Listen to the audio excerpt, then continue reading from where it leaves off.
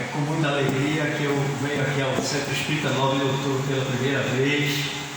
Eu me chamo Rodrigo Brainer, sou trabalhador do Grupo Espírita de Alma Farias, como disse Aldenora, e para mim é uma honra muito grande, viu, Aldenora? Vim aqui no centro. Eu já tinha participado de algumas lives aí no Instagram, através do Instagram aqui da casa, a convite de Aldenora, e aí surgiu essa oportunidade de eu vir até aqui presencialmente. E engraçado isso até Aldenora, né?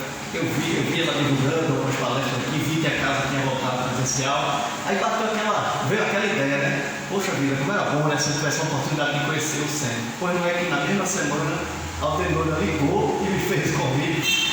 Você vê a espiritualidade não é nada, né? A gente pensou, não é porque eu pensei, né? É porque a intuição veio para mim e para ela ao mesmo tempo, né? Para fazer a junção das vontades, para que desse certo e eu pudesse estar aqui com vocês hoje. Então, para mim, é de fato uma imensa alegria. Eu trago lá do Djalma um abraço fraterno para todos os trabalhadores e frequentadores aqui do centro. Você já deve ter percebido também essa coincidência, né? A casa que eu trabalho é do Djalma Farias, que é o mesmo mentor e patrono desta casa. Então, como a Aldenora disse, somos casas co-irmãs, né? Compartilhamos o mesmo mentor, o mesmo patrono, e certamente ele teve papel importante aí nessa articulação, né, para eu vir aqui hoje conversar com vocês, conhecer aqui o centro, o que é para mim motivo de grande alegria. Como a Aldenora falou, a gente vai conversar aqui hoje. O estudo está no Livro dos Espíritos, na terceira parte do Livro dos Espíritos. O Livro dos Espíritos é dividido em 4 partes. A terceira parte é a parte das leis morais, que está no capítulo 11, que é a lei de justiça, amor e de caridade, né? Tem 10 leis morais, começa do capítulo 2 ao 11, né, dessa terceira parte. Especificamente as questões 873 a 875, que são as perguntas iniciais do tema justiça e direito natural.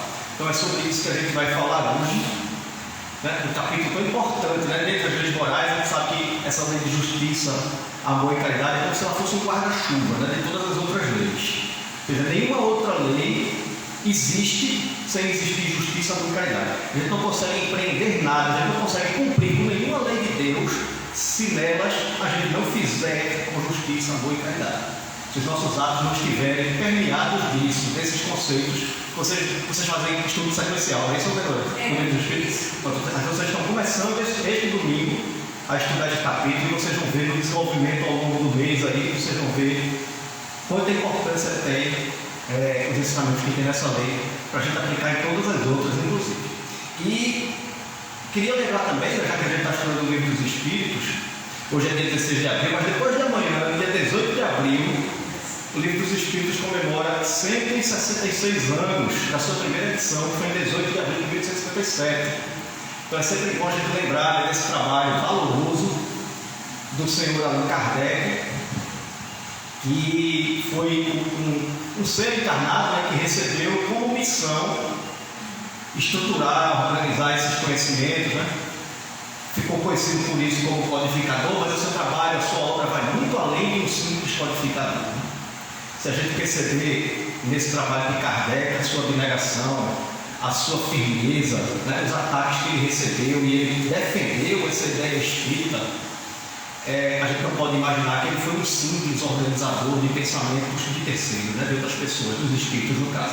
Ele teve um papel importantíssimo na divulgação e na revelação desses novos conhecimentos, né, que são baseados em leis naturais, em leis divinas, que é o que a gente está estudando, mas que a gente não conhecia porque a gente ainda não tinha capacidade intelectual ainda, né, até meados do século XIX, de receber esses ensinamentos. Deus faz isso, né? Deus revela as suas leis pouco a pouco, à medida que a nossa própria consciência vai se elaborando, vai se aprimorando. Então naquela época, era a época de uma nova revelação, e aí essas ideias chegaram através do trabalho do senhor Allan Kardec. E o Livro dos Espíritos, ele é um tratado de filosofia. Todo mundo aqui já ouviu falar, né, que o Espiritismo é ciência, filosofia e religião, né? Eu não gosto de chamar de religião, eu falo de aspecto moral da doutrina, vou explicar para vocês. Mas então, ciência e filosofia, que era... Por que ciência, né? Por que ciência? Porque Kardec usou a oportunidade de se comunicar com o mundo invisível, com os espíritos que já viveram, né? Que somos nós mesmos, homens que já passaram pela Terra, mas que estavam no mundo espiritual, ele aproveitou essa oportunidade de se comunicar com eles para perguntar como é o mundo espiritual, como é a vida no lado da espiritualidade. E aí ele começou nesta conversa a revelar fatos. Então percebam por que é que o Espiritismo é a ciência, porque Kardec nessa conversa ele estabeleceu fatos, ele não estabeleceu dogmas, né? ele não fez mercadorias de fé. Ele, conversando com os espíritos, ele descobriu que a reencarnação é um fato, que a existência de Deus é um fato, que a imortalidade e a individualidade da alma é um fato, que a pluralidade das existências é um fato, que a pluralidade dos mundos habitados é um fato. Então são fatos revelados pelos espíritos desencarnados. E aí Kardec, sabendo desses fatos, conhecendo essas realidades da nossa natureza imortal, ele começou a fazer outras perguntas aos espíritos para expandir o conhecimento sobre esses fatos. Ora, se somos espíritos imortais, se a gente já existia antes de nascer, de onde é que a gente veio? Por que é que a gente está aqui? Se a gente é capaz de habitar o espaço infinito, por que é que a gente está preso aqui no corpo material?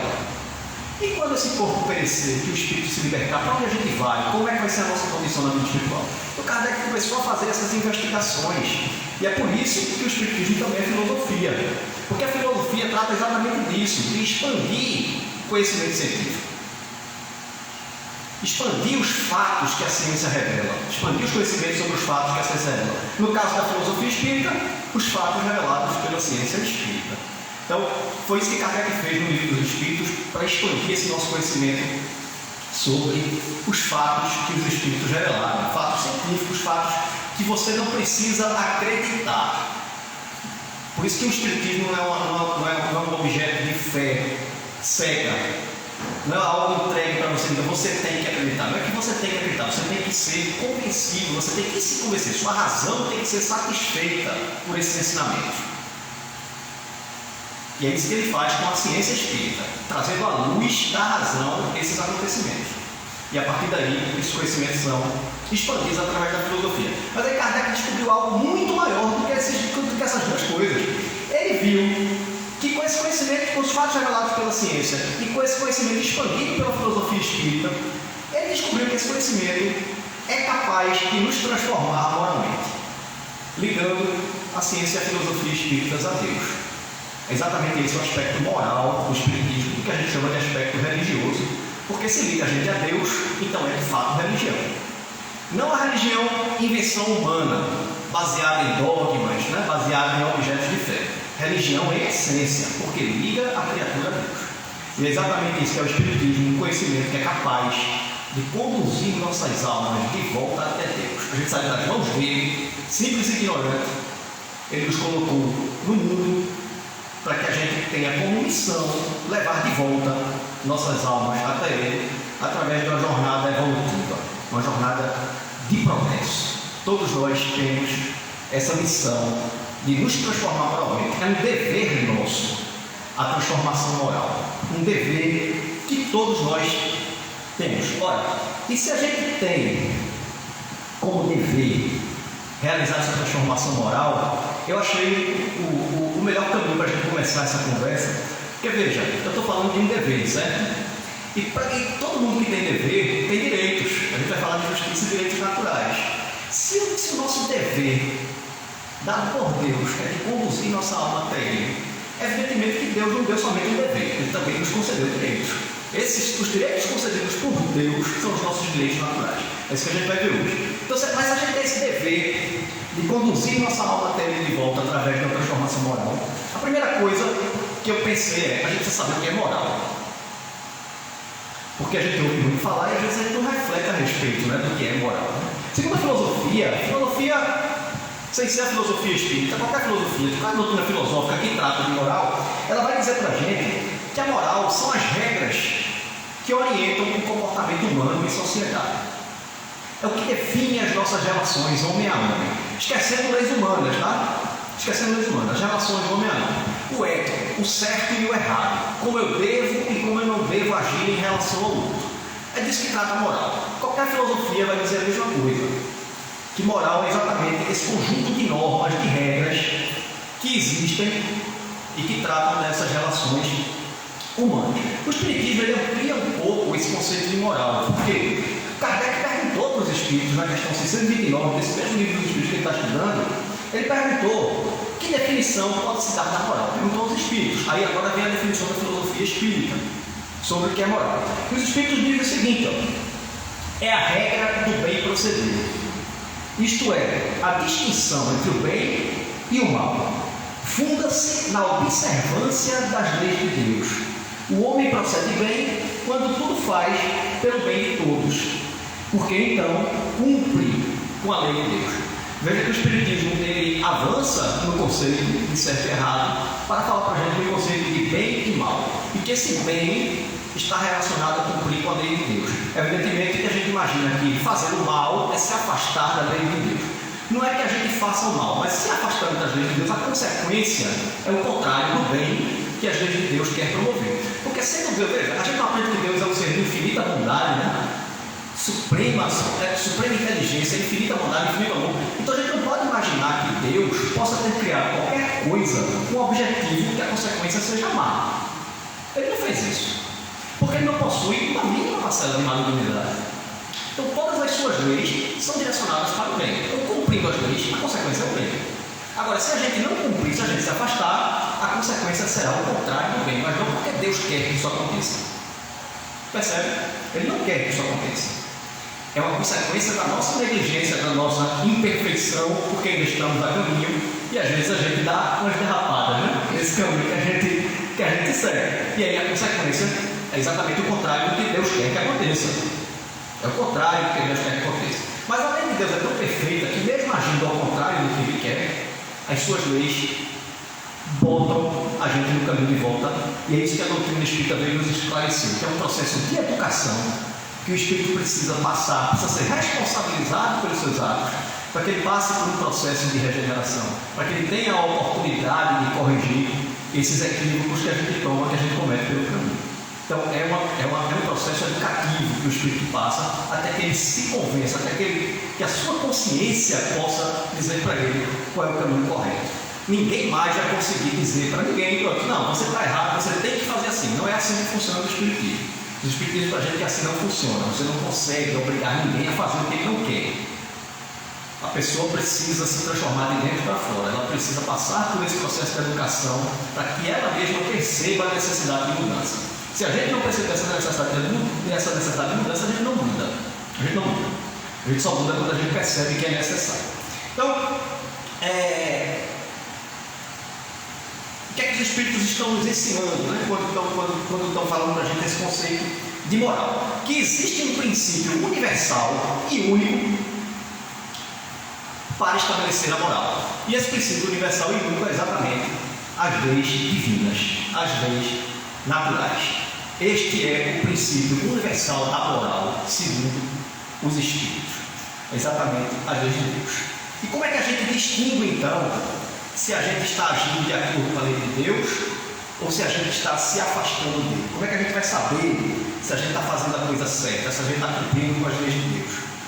Nos contos dos benfeitores que Deus nos deu a inteligência para que a gente possa distinguir o bem do mal. É isso que os espíritos nos ensinam, né? A nossa inteligência, a nossa capacidade de raciocinar é a ferramenta que Deus nos concede para a gente distinguir o bem do mal. À medida que a nossa inteligência avança, melhor a gente distingue o bem do mal, melhores escolhas a gente faz. Então, o nosso livre-arbítrio se desenvolve com o desenvolvimento da nossa inteligência. A gente vê que é isso mesmo que os espíritos respondem para Kardec quando eles estavam ensinando lá sobre a lei do progresso. Que vocês já passaram por ela, né? Vocês estão na sequência, vocês já passaram pela lei do progresso. E lá eles dizem que o progresso moral decorre do progresso intelectual. O progresso moral decorre do progresso intelectual. Ou seja, a inteligência se desenvolvendo, eu consigo fazer melhores escolhas, eu distingo melhor o bem do mal e assim eu avanço moralmente. É por isso que o progresso moral ele é mais lento, ele acontece de tempos em tempos e de forma mais lenta do que o progresso intelectual. Basta ver ao nosso redor, né, o avanço intelectual que a humanidade já fez, mas que moralmente a gente ainda está um pouquinho atrasado. Né? A gente ainda consegue enxergar no mundo muita perversidade, muitos atos equivocados, né? Nas nossas relações, até entre amigos mesmo, né? Às vezes a gente mesmo comete essas falhas ainda, né? Nós mesmos ainda percebemos em nós essas falhas e que a gente ainda precisa se transformar. Então, a gente vê que a nossa inteligência caminhou, mas que a moral ela vai a passos mais curtos. As revoluções morais elas demoram mais a acontecer. E Deus, sabendo disso, Ele também fez outra coisa por nós, né? De tempos em tempos Ele envia seus reveladores, né? Trouxe Moisés lá 1600 anos antes de Cristo para trazer as primeiras revelações da lei de Deus. Depois trouxe Jesus, há 2000 anos atrás, para estabelecer o amor como princípio básico das leis de Deus. E depois, em meados do século XIX, trouxe o Espiritismo como uma terceira revelação. Espíritos, como eu disse, que já viveram entre nós, que sabem muito mais do que a gente já sabe, vieram nos ensinar essas verdades morais para que a gente desse um novo salto de progresso. Então, são ferramentas que Deus nos concede para que a gente possa avançar mais depressa. Então, quando a gente desenvolve a inteligência e o bem e o mal passa a ser mais compreensível, a gente pode então fazer melhores escolhas, como eu disse. Então, ó, como é que funciona essa lógica? Cada um de nós, porque somos de diversos graus evolutivos diferentes, de acordo com as escolhas que a gente fez na vida, cada um fez um caminho e cada um chegou até onde foi capaz de se colocar. Então, o nosso grau evolutivo, apesar da gente estar todo mundo no mesmo mundo de criação e prova, os próprios espíritos dizem, né? Existem várias nuances, né, de evolução espiritual, vários graus. Então, cada um tem uma compreensão diferente das leis de Deus. Porque cada um está num nível intelectual diferente, espiritualmente falando, tá? Não estou falando de materialmente. Então, cada um tem um nível de compreensão diferente das leis de Deus. Mas nenhum de nós pode mais alegar ignorância dessas leis. Apesar da nossa compreensão não ser a mesma, todos nós sabemos que essas leis existem e sabemos porque a nossa consciência já chegou num grau de evolução que ela mesma nos alerta que existem limites nas coisas que a gente faz. E isso é assim porque a lei de Deus está gravada na nossa consciência. Então, a nossa consciência mesmo nos alerta quando a gente vai fazer algo que a gente sabe que vai ser errado. A consciência alerta a gente. Dá aquele alarmezinho, né? Então, a gente não pode mais alegar ignorância, mesmo a gente tendo uma compreensão errada. A nossa inteligência já permite fazer essa distinção entre o bem e o mal. E como eu disse, né, Deus não vai determinar para a gente um dever, que é esse programa moralmente, sem nos conceder direitos, que a gente chama de direitos naturais. Então, há uma lógica na justiça divina. Há uma lógica na justiça divina. Não há privilegiados nem há excluídos. Todos nós temos as mesmas oportunidades, todos nós temos os mesmos direitos naturais. Se temos o mesmo dever, também temos os mesmos direitos naturais, estamos todos submetidos às mesmas leis de Deus. A gente pode até achar que é diferente, né? Que para uns parece que a vida é mais fácil, para outros parece que a vida é mais difícil, mas não tem nada a ver. É porque o nosso olhar é muito material. A gente coloca o nosso olhar da vida, da existência material em tudo. Se a gente colocar o olhar da existência espiritual, da nossa vida imortal, a gente vai perceber que cada um está na posição adequada para realizar o aprendizado que lhe falta. A condição material não diz quem somos. Não diz quem somos. Muitas vezes um espírito encarnado numa condição material muito difícil é um espírito muito mais evoluído do que qualquer um de nós está aqui. E ele está ali provado, por meios de se melhorar e de ajudar os outros, mesmo na dificuldade. E se ele conseguir, ele vai dar o salto que lhe faltava, quem sabe, para ganhar o direito de encarnar em um mundo de regeneração e seguir adiante a sua jornada. A gente é que tem esse olhar preconceituoso de achar que porque uma pessoa está sofrendo significa que é um espírito malfeitor, que é um espírito que cometeu muitos equívocos em existências passadas, e essa relação não existe. Não existe. Não há como nós sabermos por que aquele ser está passando por aquela dificuldade. Não existe essa receita de bolo. Não existe essa receita de bolo. Está sofrendo, foi um espírito ruim. Não existe isso. Cada um tem a sua história, cada um está passando pela oportunidade mais adequada para realizar o aprendizado que lhe falta. É com esse olhar que a gente precisa enxergar esses obstáculos que a gente passa. Então todos nós temos direitos, todos nós conhecemos as leis de Deus, e é exatamente por isso que todos nós instintivamente nos revoltamos quando vemos qualquer sinal de injustiça. Porque a gente, conhecendo as leis de Deus, sabendo dos direitos que Ele nos concede, tem que ser iguais para todos. Tem que ser iguais para todos, porque Deus não vai privilegiar nem seus filhos. Quando a gente vê uma injustiça, isso nos revolta. Porque instintivamente a gente sabe e conhece esses direitos e essas leis. Então, o que desenvolve esse sentimento na gente, esse sentimento de justiça que todos nós temos, é exatamente o nosso progresso moral. Quanto mais evoluídos moralmente, melhor senso de justiça teremos. Melhor senso de justiça teremos porque conheceremos melhor a lei de Deus. É uma relação direta. É uma relação direta. Melhor compreensão da lei de Deus, mais evoluído moralmente, melhor senso de justiça teremos. Agora, mas esse sentimento de justiça também não é igual para todo mundo, já perceberam? Muitas vezes o que alguém acha justo, outros podem achar injusto. Não é homogêneo. Novamente, né? A compreensão das leis de Deus afeta isso, e tem mais coisa, né? Essas nossas noções, né, do direito e da justiça divina. E isso acontece por conta das nossas paixões. Essa noção de justiça, ela não foi dada de presente, né? É uma construção. Percebam que à medida que a gente vai evoluindo, a gente vai construindo essa noção de justiça. Isso explica porque cada um tem a sua. E aí, além dessa evolução moral, dessa capacidade que a gente tem, dessa nossa noção de direito, os Espíritos dizem para a gente que as nossas paixões influenciam nesse nosso senso de justiça. E o que são as paixões? Eu fui lá buscar também o ensinamento dos Espíritos para a gente entender o que seriam essas paixões. Kardec, orientado pelos benfeitores, né, ele explica para a gente que paixão não é necessariamente uma coisa ruim. Veja bem, paixão não é necessariamente uma coisa ruim. Ela é um sentimento natural, novamente.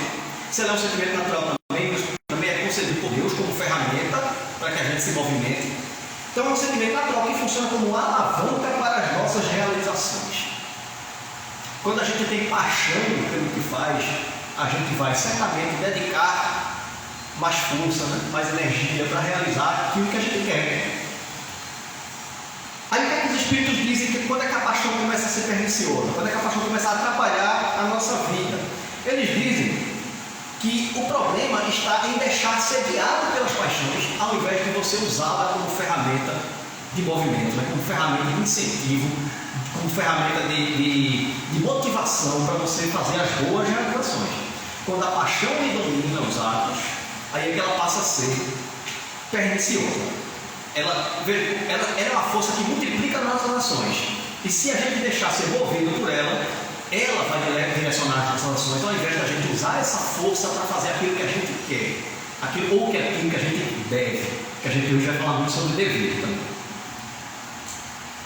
Então é nisso que a gente precisa prestar atenção quando a gente está realizando, se é a gente fazendo aquilo que o nosso livre-arbítrio considerou que é dever, ou aquilo que a nossa paixão diz que a gente faça porque vai nos dar prazer, porque vai melhorar a nossa vida, independente se traga prejuízo para outra pessoa. Então a paixão altera as nossas paixões, cada um tem as suas. As paixões alteram o que a gente acha que é justo ou que é injusto.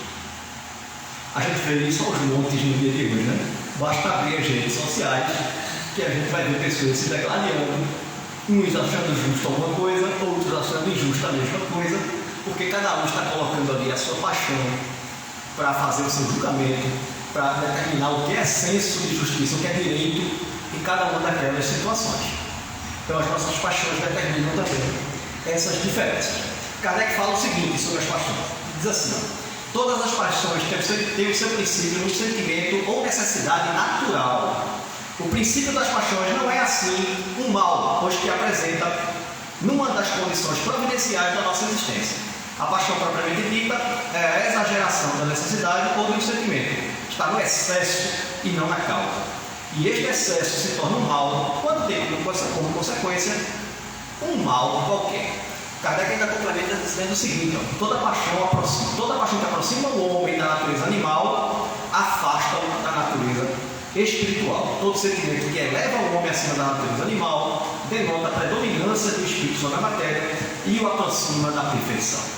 Então, quando a gente consegue dominar as nossas paixões e direciona essa energia para a realização de boas obras, a gente vai estar se elevando e se aproximando da perfeição. Mas a paixão é uma coisa boa. É mais uma das ferramentas que Deus nos deu. A gente só não pode deixar ser guiado por eles. Mas é isso então que interfere no nosso sentimento natural. Não só de justiça, de todos os outros. Né? De todos os outros. Se a paixão nos domina, a gente vai ter dificuldade para vencer o nosso egoísmo, a gente vai ter dificuldade para vencer o nosso orgulho, a gente vai ter dificuldade para vencer a nossa ganância, a nossa cobiça, porque a paixão vai exatamente exagerar esses sentimentos. Você lembra? Ele é uma força que multiplica os nossos sentimentos. Então, se a gente deixar que ela nos domine, ela vai exatamente fazer com que a gente se afaste da nossa natureza espiritual e se aproxime da nossa realidade animal. Então, as paixões, elas têm esse papel, né? E se a gente enxergar as coisas somente pelo ponto de vista das paixões, a gente vai passar a ser dominado por elas. Bom, sendo imperfeita, essa nossa noção de justiça, já que a gente não atingimos ainda a perfeição, acho que todo mundo aqui tem consciência disso, né? A gente sabe disso porque a gente vive num mundo de expiação e prova. Então, sendo imperfeita, Kardec quis saber e perguntou para os benfeitores o seguinte: como podemos definir justiça? Já que a gente não tem esse senso de justiça ainda perfeito, como é que a gente vai definir justiça então para saber se a gente está sendo justo ou não? E aí os benfeitores nos respondem dizendo que a justiça consiste em cada um respeitar o direito dos outros. Parece simples, não é? É um conceito bem simples, né? Justiça é cada um respeitar os direitos dos outros. Já ouviram um ditado popular que diz que o meu direito termina quando começa o direito do outro? É exatamente isso. Se eu respeitar o direito do próximo, eu estou sendo justo. Vejam que é um direito natural, né? Sim, vejam que é um direito natural. Todos nós temos direito à vida. Não é um direito natural? A reencarnação não é a lei de Deus? Então todos nós temos direito de encarnar para poder evoluir, porque a gente só consegue crescer se a gente passar por essas experiências. Está dito lá pelos Espíritos. A gente só consegue progredir se a gente passar pela experiência material. Não é um direito meu passar pela experiência material. Aí eu venho para cá e sofro uma violência que causa o meu desencarne. Alguém infringiu meu direito. Eu tenho direito de terminar a minha justiça. Direito natural, concedido por Deus. É por isso que a gente sabe que tirar a vida de outra pessoa é injusto. Porque foi tirado dela o direito natural. Eu estou falando de lei divina, tá? A gente vai falar um pouquinho de lei humana, mas eu estou falando de lei divina. Então é assim que a gente reconhece essas injustiças. Então, alguém pode perguntar até assim, ó, o que é que determina o direito de cada um, né? O que é que pode determinar o meu direito, o direito de Fábio, o direito de qualquer um de vocês que estão aqui hoje presentes? Os benfeitores invisíveis disseram a Kardec que os nossos direitos são determinados por duas coisas: a lei humana e a lei de Deus. Essas duas leis determinam os nossos direitos. Por que a lei humana ainda é necessária? Porque como a gente ainda não atingiu a perfeição, a gente precisa de leis para regular as nossas relações sociais. Se a gente já tivesse na perfeição, vocês acham que a lei humana era necessária? Não era mais. E os Espíritos dizem isso textualmente para a gente. A gente só precisa de lei humana porque a gente ainda não atingiu a perfeição. À medida que a gente se aperfeiçoa, com a compreensão melhor, com o nosso senso de justiça melhorado, as leis humanas vão se aproximando das leis de Deus. Vai chegar um dia que elas não serão mais necessárias. E a gente sabe que isso é verdade também, basta olhar para a nossa história. Pode pegar as leis que regiam as relações lá na época de Kardec, por exemplo, pegar as leis de hoje, que você já vai ver que são completamente diferentes. Ainda hoje, há países com leis mais embrutecidas e países com leis mais evoluídas. A gente percebe isso claramente. E veja, o poder econômico de um país, a capacidade intelectual de um país, o progresso material de um país também não é fator predominante para as suas leis serem melhores. Tanto é que nos Estados Unidos é admitida a pena de morte. Coisa que o Espiritismo também diz que é contrário ao direito de Deus. Então você vê que não existe essa relação com o avanço material e o avanço moral, né? Mas é assim que se estabelecem essas diferenças. Então a lei humana é escrita nos livros, né? É lá que a gente vai buscar conhecimento sobre as leis que regem a nossa nação para saber quais são os nossos direitos segundo essa lei. E esses direitos não podem ser infringidos, porque é o que rege a nossa sociedade. É o que a nossa moral atual foi capaz de desenvolver. Quando houver uma revolução moral, que a nossa moral avançar, essa lei muda. Como mudou, por exemplo, a lei da escravatura. A escravidão no Brasil durou de 1550 até 1888.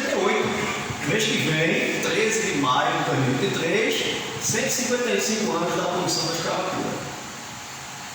Mas era permitido na lei humana possuir escravos. Era permitido. Precisou de uma revolução moral para que essa lei fosse modificada. E aí, em 1888, uma lei conhecida como Lei Áurea, acho que todos vocês já ouviram falar, a escravidão foi abolida no Brasil, abolida oficialmente, né? Infelizmente, para vocês verem que uma moral é algo individual de cada ser, infelizmente ainda tem pessoas capazes de escravizar. Ainda há pessoas capazes de escravizar. A gente escuta esse noticiário todos os dias, né? Todos os dias. Mas enfim, e veja que a escravidão veio de 1550 a 1888, mais de 300 anos, para que alguém levantasse a voz e dissesse: isso está errado. Vejam como a revolução moral ela é algo mais lento, né, de acontecer. Mas acontece e é isso que faz com que as leis também vão evoluindo.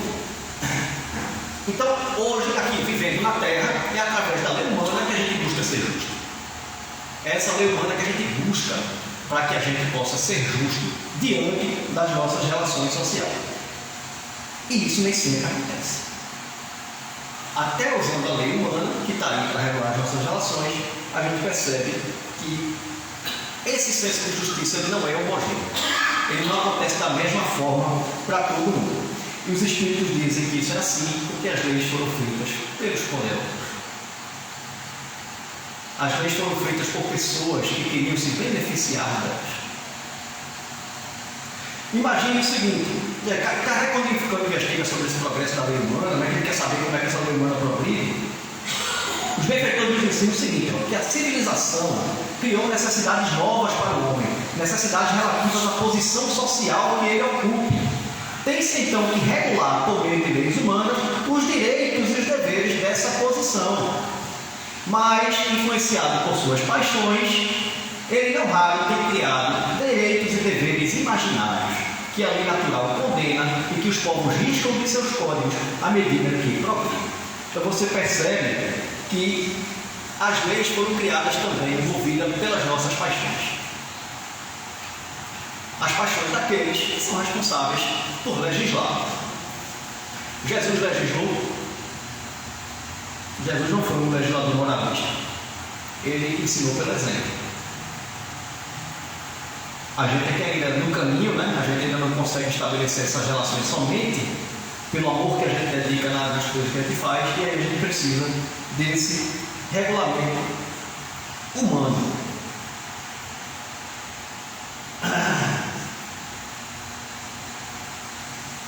Bom, como eu disse, né? As leis vão modificando.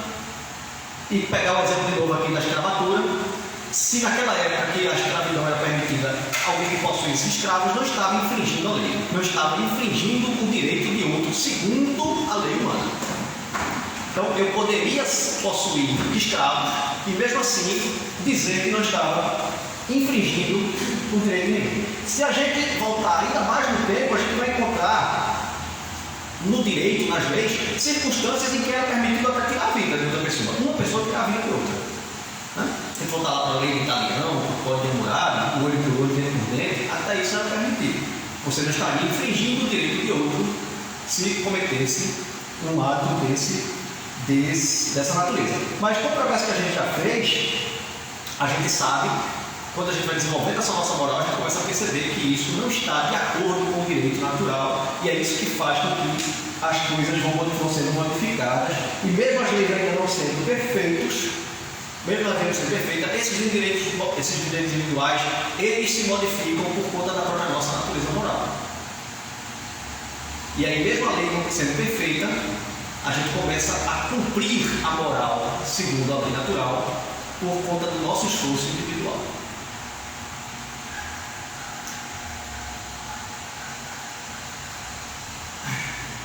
que esses direitos que são consagrados pela lei humana, eles nem sempre estão de acordo com o que seria o direito natural de Deus. Mas já falou, né? Lá nos Estados Unidos, por exemplo, ainda é permitido a pena de morte.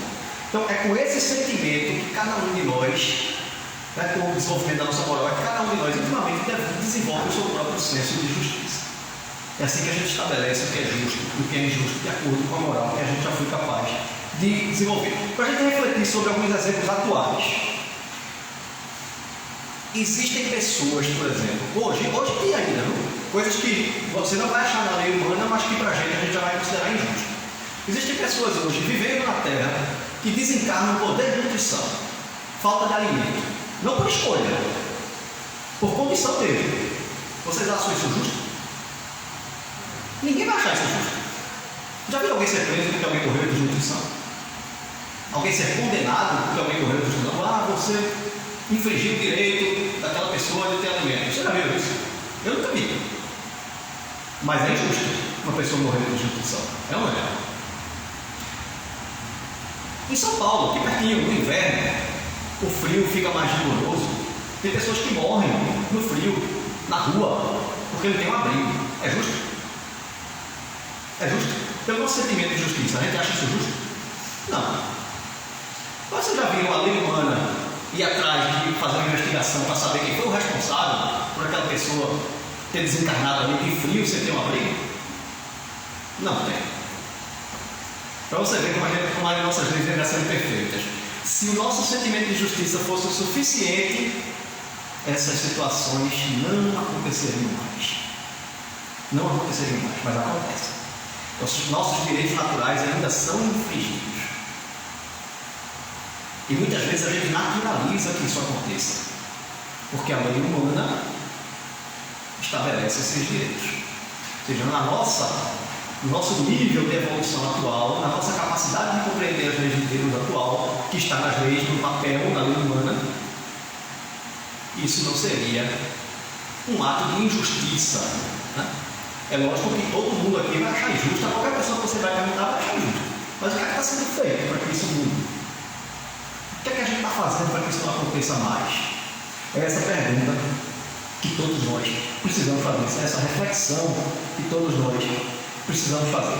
Então, os direitos consagrados pela lei humana, elas não regulam todas as nossas relações, né? Regulam alguma coisa das nossas relações sociais, mas não todas. E elas são sempre criadas, como eu disse, pelos poderosos, pelos mais fortes, né? Por aqueles que estão em sistemas de domínio e de poder. Infelizmente, até algumas religiões estão fazendo parte desses sistemas de domínio e de poder e influenciam na criação dessas leis para continuar perpetrando aquilo que lhe agrada, aquilo que a sua paixão fez com que ele estabelecesse como certo, mas que não é certo para outros, porque cada um desenvolve o seu próprio sistema, o seu próprio sentimento de justiça. Então é esse sentimento de justiça natural, que é particular de cada um de nós, que faz com que a lei humana se desenvolva e que um dia ela chegue até a perfeição, se encontrando com a lei de Deus. Os Espíritos confirmam isso para a gente, dizendo o seguinte: eles afirmam que se o homem praticasse as leis de Deus, não precisaríamos de nenhuma lei especial. Está dito lá no livro dos Espíritos. Mas o que seria justo, então, de acordo com esse tribunal? Veja, tem coisas, já que a lei humana não regula, tem coisas que a gente só consegue estabelecer justiça no tribunal da nossa consciência. Não existe na lei humana. Essas perguntas que eu fiz para vocês foi isso. Vocês consultaram o tribunal das suas consciências para dizer se era justo ou injusto. Foi isso que cada um de nós fez aqui, porque não existe na lei humana. Mas a nossa consciência diz isso é injusto. Então tem coisas que só o tribunal da nossa consciência é que é capaz de estabelecer como justiça. E aí o que é então, de acordo com o tribunal da nossa consciência? O que é que estaria de acordo com a lei natural?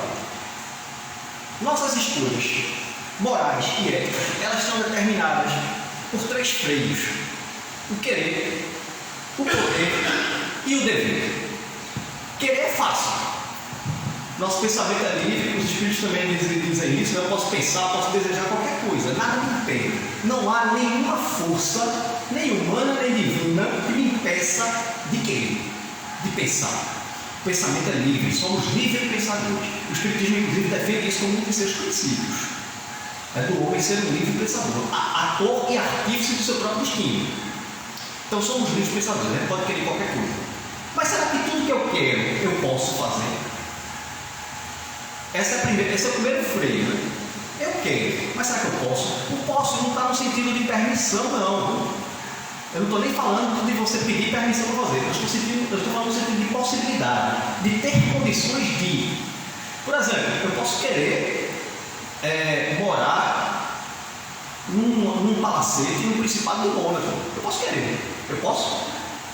Eu posso realizar? Querer é fácil. Eu quero. Eu consigo, eu tenho condição, eu tenho dinheiro, eu tenho capacidade. Então, o poder está nesse sentido que eu estou falando. Eu consigo realizar isso que eu quero, porque se eu não conseguir, se eu tiver um desejo que eu não consigo realizar, isso para mim já é motivo de frustração. A nossa infelicidade já começa daí, de querer coisas que a gente não pode ou que a gente nem precisa. A nossa infelicidade começa daí. Mas vamos dizer que eu quero e que eu posso.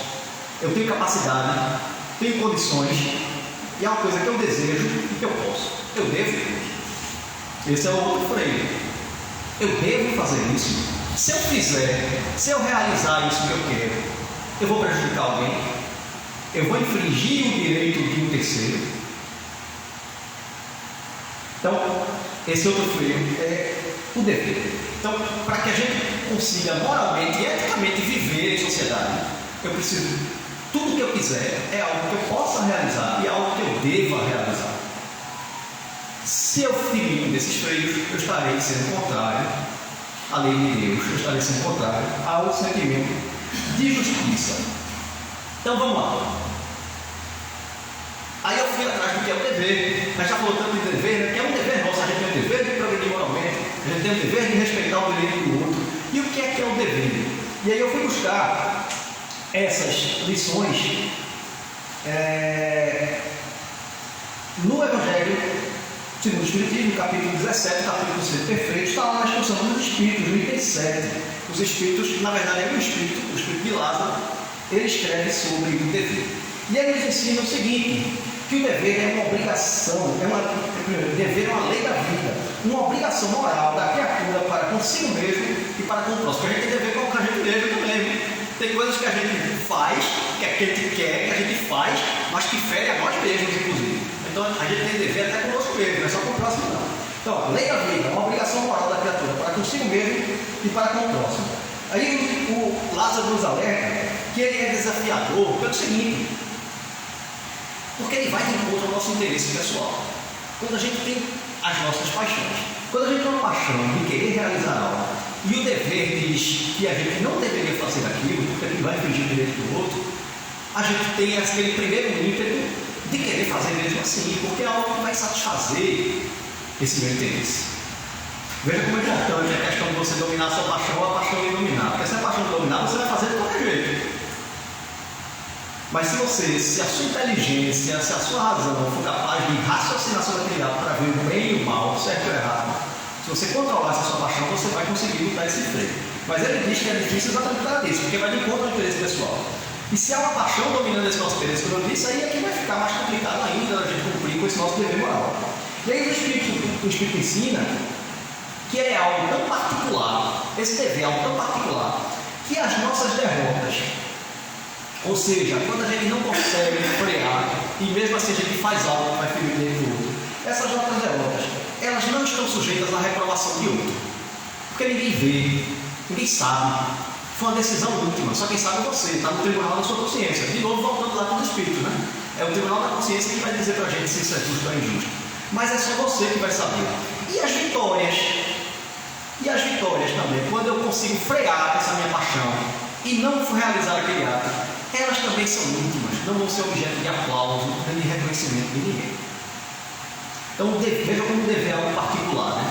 É algo íntimo do ser humano. É exatamente aí que reside essas diferenças de caminho. Os que conseguiram andar mais rápido, os que vão andar mais devagar, porque os que cumpriram o direito mais corretamente do seu dever, eles caminham mais depressa. O dever de evoluir, sempre que acontece, tem coisas que acontecem na nossa vida, sempre tem desviar a gente daquele caminho, mas o dever é todo próximo, de evoluir, a gente permanecer naquilo ali, para querer evoluir. Sim. Quando a gente fala muito isso das obsessões, né? Você está ali no caminho, mas aí tem um espírito obsessor que quer tirar daquele caminho. Se você cedeu a esse desejo, a gente gosta muito de botar a culpa no coitado do obsessor. Mas foi a escolha sua. O obsessor sabe que você tem aquela paixão. Ele sabe que você tem aquela paixão. Ele se ligou a você por causa disso. E aí ele quer que a paixão lhe domine, porque isso também vai fazer ele satisfeito. E aí, se você ceder, você não pode botar a culpa no coitado do obsessor. Foi uma escolha. Por isso que é algo tão íntimo e algo tão particular. E é tudo fruto do nosso livre-arbítrio. Né? Tudo fruto do nosso livre-arbítrio. Exatamente. Bom, então a mensagem sobre o dever, que está lá no Evangelho, que foi ditado pelo Espírito, lá no parágrafo final, lá no quadro, acho que não é o último parágrafo exatamente, acho que é um anterior, ele escreve o seguinte, acho que eu copiei aqui para ler para vocês.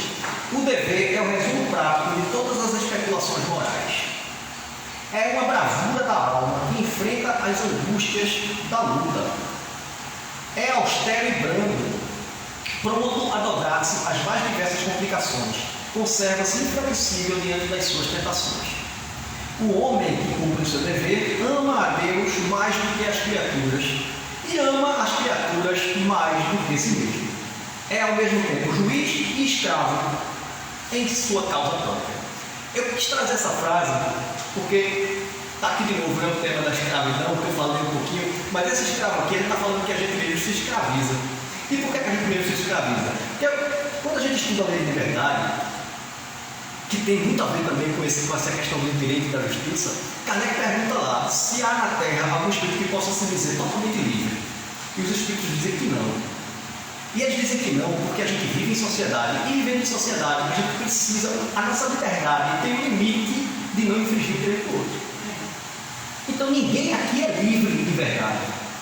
E quando o Espírito diz isso, que o nosso dever é o juiz e faz da gente juiz e escravo ao mesmo tempo, é exatamente porque quando a gente não cumpre o dever, a gente está se escravizando. A gente não vai se libertar. A gente não vai ter liberdade. Sabe qual é o único jeito de ter liberdade? É pela consciência.